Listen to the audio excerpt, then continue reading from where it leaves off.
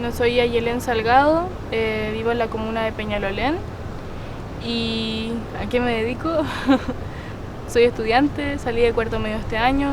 y este año, o sea, el 2019, tomé la vocería de la ACES.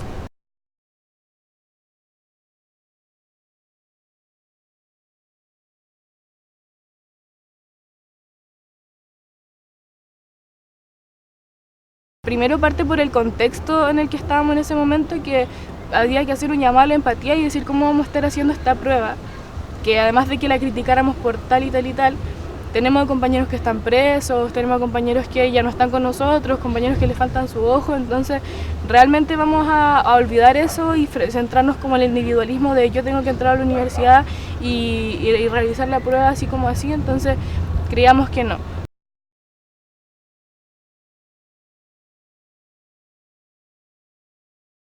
¿Cuál es tu rol en la ACES?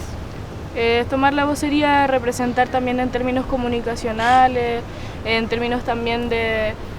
como relaciones con otras también organizaciones, vincularnos como para apañarnos entre organizaciones en general. Y en general, ¿cuál es el trabajo de la ACES, como más en concreto? Bueno, el trabajo es siempre mantener como la movilización desde los estudiantes secundarios, como las demandas que después del 18 de octubre pasan a no ser solamente demandas estudiantiles, sino que también demandas de todos los ámbitos de la vida, la salud, la vivienda, las pensiones. Entonces ahí yo creo que ese es el sentido que tenemos nosotros, también seguir potenciando la movilización y la organización territorial que se ha dado este último tiempo y eso. ¿Puedes contarnos cómo los estudiantes secundarios hicieron parte del estallido social desde un principio? Yo creo que cómo los estudiantes secundarios se van vinculando con las luchas sociales viene más allá del 18 de octubre, porque siempre ha sido como han tenido un rol dinamizador de las demás luchas, como no solamente luchar por educación, sino que cuando muere un compañero mapuche están los estudiantes secundarios, cuando hay que tomarse liceos por la AFP se lo toman los secundarios y ahora cuando nos suben, o a nuestras familias más que nada, porque a nosotros fuimos bien criticados porque como hacia la TNL le subieron los 30 pesos, ustedes están evadiendo, porque a nuestra familia sí se lo subieron. Entonces le afecta directamente a la gente que te está manteniendo en tu casa y que no tiene realmente para pagar esos 30 pesos sin que les falte el pan. ¿Cómo se organizaron para las evasiones masivas del metro? ¿Cómo comenzó todo este estallido? Fue totalmente autoconvocado las evasiones masivas, la gente se organizaba como en su mismo liceo o por territorio y iban a evadir al metro más cercano. Al principio sí era como muy como espontáneo todo y así se mantuvo como todos los días hasta que ya se empezó a hacer como una rutina y llamar a la gente, no eran solo estudiantes secundarios, sino que era mucha gente que empezaba a evadir también para poder llegar a sus casas. ¿Estaban conscientes de que podrían provocar un estallido social? Yo creo que no se estaba consciente, la mayoría, por ejemplo, de mis compañeros pensábamos que podíamos vivir esto como, no sé, en mucho tiempo más, 20 años más, pero ahora no, nunca pensamos que con evasiones masivas iba a suceder esto. Más allá de las evasiones masivas, ¿cómo los secundarios han hecho parte del estallido social? Yo creo que cuando los estudiantes secundarios empiezan a evadir, además de que se despierta también como una llama en todo el pueblo que despierta y que hace entender como, oh, he vivido como oprimido y he vivido como en miseria durante muchísimo tiempo. Yo creo que también es la radicalidad que caracteriza a los estudiantes secundarios, como realmente no aguantar más. Si te suben el pasaje, salta el torniquete. Ahora con la PSU venimos diciendo hace 14 años, la boicoteamos. Entonces yo creo que esa radicalidad y esa como espontaneidad y los estudiantes autoconvocados que tienen. Históricamente, ¿cuál ha sido el rol de los secundarios en los cambios sociales en Chile? Bueno, lo de la radicalidad, lo que mencionaba antes, y también yo creo que es muy importante seguir recalcando el rol dinamizador de las luchas sociales, como de verdad no estar solamente por educación. De hecho nos pasaba que el 18 de octubre como que hablábamos de dignidad y que hablábamos de resistencia y después de un tiempo se nos empezaba a olvidar que también éramos estudiantes secundarios y que teníamos demanda educativa. Yo creo que eso, como estar a disposición de las luchas de las demandas sociales en general. ¿Por qué la ACES decidió levantar ahora las demandas en contra de la PSU? Las demandas contra la PSU estaban activas hace 14 años,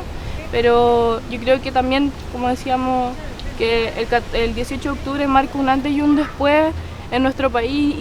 y ahora los estudiantes secundarios, que nosotros fuimos una de las asambleas más que se sumaba a este boicot a la PSU, porque eran muchos estudiantes secundarios autoconvocados, otras coordinadoras, hasta asambleas territoriales como apañando a al mismo boicot. Y yo creo que ahí es porque con el 18 de octubre ahora era momento de decir como es ahora o nunca, porque hace mucho tiempo que se venía exigiendo esto y nunca se obtuvo respuesta de nada, por más que se mandaban cartas, por más que se hacían marchas, nunca se solucionó, nunca se escuchó. Entonces con esto se logró como realmente como imponer este tema de por qué era una prueba segregadora, de por qué era una prueba discriminatoria y que se instale como a todo el pueblo. ¿Puedes contar cómo se organizaron para el movimiento No Más PSU y desde qué inquietud surge esta necesidad de movilizarse? Nosotros teníamos muy claro como que se venía la PSU y que se sabía que como yo creo que está en la palestra de todos los estudiantes secundarios, como que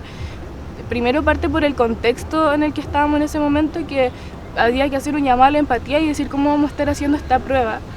que además de que la criticáramos por tal y tal y tal, tenemos compañeros que están presos, tenemos compañeros que ya no están con nosotros, compañeros que les faltan su ojo, entonces realmente vamos a olvidar eso y centrarnos como en el individualismo de yo tengo que entrar a la universidad y realizar la prueba así como así, entonces creíamos que no. Pero la organización se dio muy simple, como también como las mismas evasiones masivas, no fue como una organización hace muchísimos días, sino que nosotros como asamblea presentamos una carta al DEMRA y al CRUCH, presentando ciertas como medidas que si no nos respondían como hasta el jueves 2 no íbamos a movilizar. Y después como que en todo el país empezaban a organizar como con los mismos compañeros de las sedes y fue también muy espontáneo igual que las evasiones. Ustedes como secundarios, ¿cuáles son las propuestas que tienen para reemplazar la PSU? Nosotros, si bien sí teníamos propuestas como para reemplazarla, pero igual replanteando, nosotros sabíamos que al mismo tiempo que teníamos propuestas antiguas como de nuevos, como propuestas de admisión a la educación superior, aún así como que creemos que la PSU es la punta del iceberg finalmente de todo lo que es la educación de mercado y hay que cambiar la educación de mercado desde su base, que tiene que ser una educación articulada de principio a fin y que todos los estudiantes secundarios y secundarias que quieran acceder a la educación superior puedan hacerlo.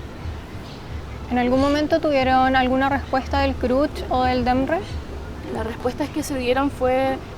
como no directamente a nosotros le entregamos la carta formalmente, le pusimos nuestros números, nuestros contactos, los correos, esperamos la respuesta y la respuesta nunca llegó, lo que creíamos que iba a pasar porque así ha sido históricamente con las autoridades del país y las respuestas que se daban era que ellos salían en la tele diciendo que no lo iban a aplazar,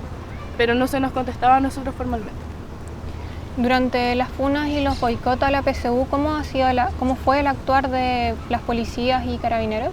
Bueno, fue igual que siempre, totalmente represivo y no solamente los pacos, sino que también la PDI que estaba en algunos liceos apuntando con escopeta, metiendo a estudiantes secundarios que se están movilizando a las maletas, entonces ocuparon como todas sus fuerzas represivas con estudiantes que nos estábamos movilizando por demandas concretas, por demandas legítimas y eso fue totalmente brutal, yo creo que cada una de las sedes fue igual. ¿Cómo evalúas las 2 jornadas de rendición de la prueba con cancelación de sedes, con la cancelación de la prueba de historia? Yo creo que ahí realmente se ve cómo los estudiantes secundarios que se autoconvocan se pueden organizar de tal manera que se haya logrado cancelar la sede en distintas partes y también que nos preguntaron muchas veces también sobre el tema de la cancelación de la prueba de historia, de que ahí no fueron los estudiantes secundarios, se ayudó a difundir y se filtró, no sabemos de dónde, pero aún así creemos que fue algo bueno para todos nosotros y nosotras. Bueno, también hay como teorías de que las pruebas en ese momento las tenían los pacos y como que se filtró en ese momento antes de que lo tuvieran los examinadores, pero aún así, para la mayoría que estaba entendiendo el sentido del boicot a la PSU, fue algo bueno. Dejando fuera la PSU, ¿cuáles son las otras demandas en el ámbito de educación a las que la ACES adhiere? Bueno, nosotros en ámbitos de educación tenemos el tema de la infraestructura en los liceos, también el derogar la ley aula segura, que ya empieza el 2018 y que nos viene amedrentando durante muchísimo, expulsando a compañeros. Bueno, son muchísimas demandas, pero no solamente nos queremos centrar, las tenemos también en nuestra página de Instagram, pero que no solamente queremos centrarnos en las demandas como de la educación, además de que sabemos que igual se tiene que cambiar desde la base y que tiene que dejar de ser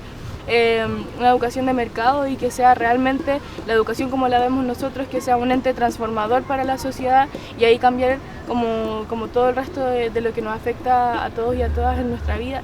Y bueno, dentro de las otras demandas está aborto libre, seguro y gratuito, el derecho a la vivienda, que se salgan las listas de espera y que se puedan solucionar las listas de espera en el sistema de salud pública, bueno, y en un sinfín de demandas más que igual se engloba en la dignidad del pueblo en conjunto. Como mujer y como estudiante, ¿qué lectura haces de la educación en Chile, una lectura más feminista? Bueno, hoy día entendemos que aparte de que la educación está vista como un privilegio para los que tienen más, para los que tienen menos, siempre vamos a saber que frente a todos los sistemas que hoy día afectan a todos, a las mujeres siempre nos va a afectar un escalón más abajo por el hecho de ser mujeres, por el hecho de ser disidencia, de cómo se vive dentro de la educación, como desde el momento en el que uno entra, en el momento en el que uno sale, y bueno, a lo largo de toda nuestra vida. O sea, si no tenemos una educación no sexista, feminista y disidente, es porque existe una educación machista, es porque existe una educación que nos oprime a nosotras las mujeres y las disidencias dentro del aula, ya sea por nuestros profesores, ya sea por nuestros compañeros, pero igual como asamblea siempre vamos a creer en que tenemos que construir también en las mismas comunidades y que las comunidades tienen que aprender y tenemos que conformar todos y todas una educación no sexista, con reeducación, que tengamos también procesos que no solamente los lleven los estudiantes, sino que los funcionarios, los profesores y los apoderados, y que se pueda llevar todo en conjunto, porque sabemos que la educación está a la base de casi todo. La clase política y los medios de comunicación han tildado las movilizaciones de los secundarios como violentas y que coartan los derechos de los demás. ¿Qué lectura haces tú respecto de esas opiniones? Yo creo que es una falta de respeto y es el no haber entendido absolutamente nada, porque quienes coartan las libertades de las otras personas son ellos principalmente, son ellos los primeros en ser violentos, son quienes repercuten este sistema y no lo quieren cambiar. De hecho, que la ministra Cubillos nos haya llamado a nosotros de violentistas cuando ella es una ministra que defendió a un dictador cuando era joven, yo creo que lo sigue defendiendo obviamente, entonces nos parece totalmente irrisorio que se nos tilde a nosotros de violentos cuando lo que estábamos haciendo y lo que hemos estado haciendo son actos de justicia y no de violencia. Frente al Pacto por la Paz y el plebiscito por la nueva Constitución que hizo la clase política, ¿cuál es tu postura o la postura de la ACES? ¿Llaman a no votar? ¿Qué piensan ustedes? El acuerdo por la paz, que eso sí lo discutimos, pero el plebiscito todavía no lo vemos como una postura como asamblea, si bien tenemos como postura como ciertas personas de la asamblea, pero no zanjamos una como totalmente, así que no puedo como expresarla, pero aún así con el acuerdo por la paz creíamos que también era una falta de respeto que en esa misma noche que se estaba firmando el acuerdo por la paz muere un compañero en la Plaza de la Dignidad, entonces nos estaban hablando de paz cuando lo único que estábamos viendo era violencia. Nunca se iba a detener esta violencia si realmente el acuerdo por la paz era para calmar las movilizaciones y nada más. Como que como todos los partidos que decían en algún momento representar a los movimientos sociales o representar a nuestro pueblo y a sus demandas, nunca lo han hecho y se han vendido igual que los partidos de derecha. Como vocera de la ACES o una persona que conforma la asamblea, ¿te has sentido amedrentado o perseguida? O sea, obviamente sí, como la mayoría de los estudiantes secundarios, como en general, y ahora también, bueno, con la querella entendemos que es una persecución política que no viene desde ahora, sino que viene históricamente de los estudiantes secundarios y todas las leyes que han intentado ponernos a nosotros para desarticularnos, que también viene de la mano con lo que decíamos antes. Si somos un ente que también puede articular y que puede defender también otras demandas sociales, obviamente quieren desarticularnos a nosotros primero. Entonces siempre nos hemos sentido perseguidos, pero ante eso siempre hemos dicho que no tenemos miedo y que vamos a seguir adelante frente a las querellas, frente a las detenciones, frente a todo lo que se nos pueda intentar reprimir, que somos más fuertes que eso y que seguimos adelante ante todo. Recién hablaste de una querella. ¿Por qué razones se querellaron y con quién? lo chistoso de esto es que todavía la mayoría, casi nadie sabe, porque bueno, sale en la prensa que yo y el Víctor, que es el otro vocero, se van a querellar contra nosotros y que salen 35 estudiantes más que no salen los nombres. Después de esto sale la tercera, que nadie sabe la procedencia o cómo accedieron a esta información, que sueltan 32 nombres de compañeros que han sido querellados, pero tampoco dicen por qué. Y no han sido como notificados formalmente a ninguno de nosotros, como que si uno va a preguntar, como efectivamente se supone que tenemos una querella por la Ley de Seguridad Interior del Estado, y bueno, eso como que es totalmente informal, fue un show político, nosotros también lo vemos así, como la ministra Cubillos, Blumel hablando de que nos va a meter presos, somos estudiantes secundarios, estábamos luchando por nuestros derechos y nos quieren encarcelar, y muestra como la cara más cruda que tienen, la cara que siempre que han intentado esconder y que ahora están mostrando todas estas figuras como Blumel, que quizás después de que se fue Chadwick lo veían como un ser como un poco mejor, pero viene siendo lo mismo. Chadwick no estaba encarcelando a estudiantes secundarios o a dirigentes secundarios, además de todas las otras como personas que hoy día están presas, pero hoy día entendemos que estas personas vienen a hacer todo lo mismo, como encarcelar, matar, sacarle los ojos a cualquier persona que hoy día se quiera movilizar o se quiera como levantar contra lo que está establecido actualmente. En específico, ¿por qué razón se querelló el Estado por Ley de Seguridad del Interior del Estado contra ti y contra Víctor en específico? En este momento es por porque estábamos interrumpiendo como servicios públicos como es la PSU, o que estábamos también coartando el derecho de la educación a otros estudiantes. ¿Hay alguna organización que los esté apoyando a ti y a los otros voceros? Hay muchas organizaciones, ya sea sociales y también como dirigidas al tema jurídico, que nos han dicho que están a disposición de ayudarnos. Habló la Defensoría de la Niñez, la Defensoría Popular, como muchas organizaciones más, la Coordinadora 8 de marzo, muchísimas asambleas territoriales que nos han mandado videos de apoyo también, y personas individuales que tienen como, no sé, que son abogados, que son abogadas y que han dicho poder como ayudarnos en lo que sea necesario, en temas de difusión, en temas de algún video, entonces ahí hemos recibido muchísimo apoyo. Llevamos más de 3 meses de estallido social. ¿Puedes relatarnos cómo se vive esto en las calles hoy en día? Yo creo que al principio fue como todo un proceso de estar felices porque Chile despertó. De hecho, para los estudiantes secundarios igual fue como, teníamos razón con lo que veníamos diciendo hace harto tiempo, porque nos venían tildando de delincuentes, se nos posiciona en la tele como unos terroristas, entonces fue en un momento de decir como por fin se nos está agradeciendo por algo que nosotros creíamos que teníamos razón en su momento. Después se vive eso, después vuelven muchos terrores del pasado para las generaciones antiguas cuando salen los milicos a la calle. Para los estudiantes secundarios igual fue fuerte, para la mayoría, pero como no lo vivimos antes no es lo mismo que como fue para nuestra familia. Nunca nos sentimos como con miedo real por algo que hayamos vivido en el pasado, sino que la gente hacía hasta un conteo cuando venía el toque de queda, entonces la gente salía a cacerolear igual, había un sentido distinto, como no existía como el miedo real. Y yo creo que también lo vemos como en la fase del negro Matapaco, como cuando estaba ahí recién, después cuando se quema, después cuando florece y ahora cuando está fuerte. Yo creo que también el proceso que ha ido llevando el pueblo, como el resistir, el combatir y el quedarse firme también, como empezar a organizarnos como pueblo y seguir adelante. ¿Cuándo crees que el estallido social deba parar? Yo creo que no debería parar hasta que realmente se consigan las demandas que están sobre la mesa hace mucho tiempo, y también se está cuestionando no solamente como ciertas partes de un sistema, sino que es el sistema en conjunto, y lo podemos ver también como se ha estado viviendo como en otros países de Latinoamérica, que también se está cuestionando el mismo sistema. Entonces no es casualidad que hoy día estemos diciendo acá ya no podemos vivir, como la gente se está muriendo en las listas de espera, las pensiones no alcanzan, los abuelos se suicidan, entonces realmente es como estamos viviendo en un sistema que es inhumano, entonces se está cuestionando todo eso ahora. ¿Cómo ves Chile en 5 años más? Yo creo que Chile va a seguir combatiendo como lo está haciendo ahora, porque igual aún así creemos que por más que sea Piñera, por más que le queden 2 años más, no creemos que escuche, porque siempre han sido iguales, defienden sus intereses. Piñera no sale, hace caleta en la tele porque está ahí guardado, manda a otras personas a hablar, y ninguna de sus palabras ha sido realmente solucionar demandas que está pidiendo el pueblo. Entonces, y cuando hablamos de esta consigna de no son 30 pesos, son 30 años, en estos 30 años, por más que hayan gobiernos de derecha, hay otros que han habido de concertación y aún así no se han solucionado las demandas por más que hayan dicho representarnos. Entonces yo creo que vamos a seguir combatiendo en 5 años más. ¿Hay algo más que quieras decir que no hayas tenido oportunidad de decir en otro espacio? Bueno, creo que estos espacios como medios independientes son necesarios en estos momentos donde la tele tradicional nos intenta venir a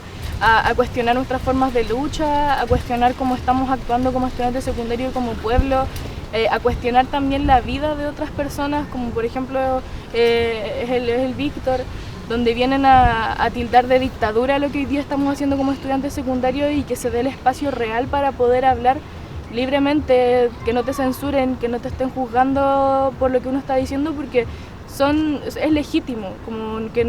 nos vean realmente como personas pensantes, personas que estamos haciendo política sin tener ningún voto, que estamos haciendo política en la calle, que estamos haciendo política en nuestra asamblea, en nuestro territorio, y que ahí está como el camino que vamos a seguir, porque en el 18 de octubre se había demostrado que no confiamos en la clase política, que no se confía, o sea que no podemos seguir apostando a esta táctica antigua de un pie en el Congreso y un pie en la calle, porque nunca ha funcionado. Entonces en la calle es donde vamos a seguir, por lo menos los estudiantes secundarios, hasta realmente conseguir